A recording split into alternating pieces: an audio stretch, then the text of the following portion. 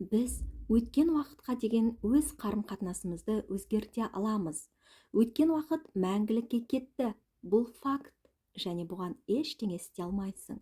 Бірақ өткен уақытқа деген біздің ойымызды өзгертуге болады. Сізді баяғыда біреудің ренжіткені үшін қазіргі сәтте өзіңді өзің жазалау қандай ақымақтық болып көрінеді. Мен реніш сезімдері кернеген өз клиенттеріме салыстырмалы түрде жеңілдеу болып тұрғанда реніштеріңізден қазір құтылуларыңызды өтінемін. Хирург пышағының сіздің үстіңізден төніп тұрғанын немесе табытта жатқан сәтіңізді күтпеңіз. Онда сізге үреймен қоңсы қонуға тура келеді. Үрей жағдайында жазылу туралы ойға көңіл бөлу өте қиын болады. Бірінші, біз өз қорқынышымыздан құтылуымыз керек деп кеңес беремін. Егер біз дәрменсіз құрбанбыз және біздің өмірімізде барлығы да баянсыз деген танымды ұстанатын болсақ, онда жаратушы біздің танымымызды қолдайды да біздің өміріміз қоқысқа айналады. Бұлардың барлығы да ешкімге ешқандай пайда әкелмейтін жартыкеш кер тартпа пікір екенін түсіну біз үшін өте маңызды. Тіпті Құдай туралы да ол біздің жағымызда, бізге қарсы емес деп ойлау керек. Өткеннен азат болу үшін кешіруге дайын болуымыз керек. Өткеннен өзіңді өзің азат етумен жұрттың бәрін, әсіресе өзіңді өзің кешіру үшін біз өзімізге таңдау жасауымыз керек. Біз қалай кешіруді білмесек те, бірақ мұны қатты қажет етуіміз керек. Кешірім жасауға құлықтану фактісінің өзі сауығуға ықпал етеді.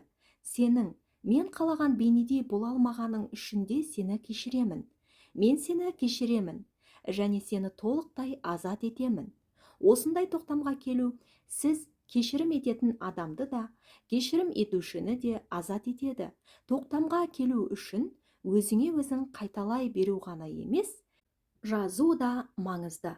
Әсіресе машинкада бұл өте жылдам, 7 күн бойы, күніне 70 реттен. Егер сіз белгілі бір адамды кешіргіңіз келсе, кешірілушінің де, кешірім етушінің де есімін айту керек. Барлық ауру кешірмегендіктен болады.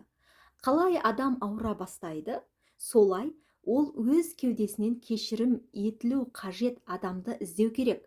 Егер сіз кешірім жасалуы өте қиын адамды тапсаңыз, онда тап сол адамды кешіру керек.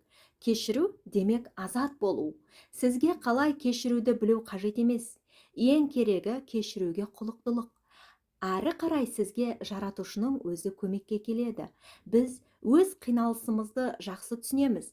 Бірақ кешіруге тиісті адамдардың да қиналысты басынан өткеретінін қабылдау бізге қалай қиын. Сол сәтте олардың өзгеше іс-қимыл жасай алмағандығын түсіну қажет. Маған адамдар кеңес алуға келген кезде, олардың проблемасының шығуы негізіне басым ауырмайды. Бұл денсаулықтың нашарлығы ма, ақшаның жетімсіздігі ме, қарым-қатынастың нашарлығы немесе дамымаған талант па, мен бірден тек қана бір нәрсемен, яғни өз өзіңді жақсы көруді қалай дамыту керектігімен жұмыс жасай бастаймын.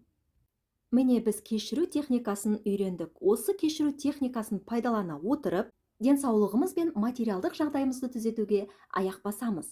Келесі видеода өзіңді жақсы көруді дамыту техникасы беріледі. Луиза Хейдің атауымен шығып жатқан осы реттік сандары бар видеоларымның барлығы Луиза Хейдің көгілдір кітабының толық нұсқасы. Осы техниканы жасап, нәтиже алып жатсаңыз, сізді комментарийда міндетті түрде күтемін. Лайк басып, видеоны таңдаулар қатарына қосып қойыңыз.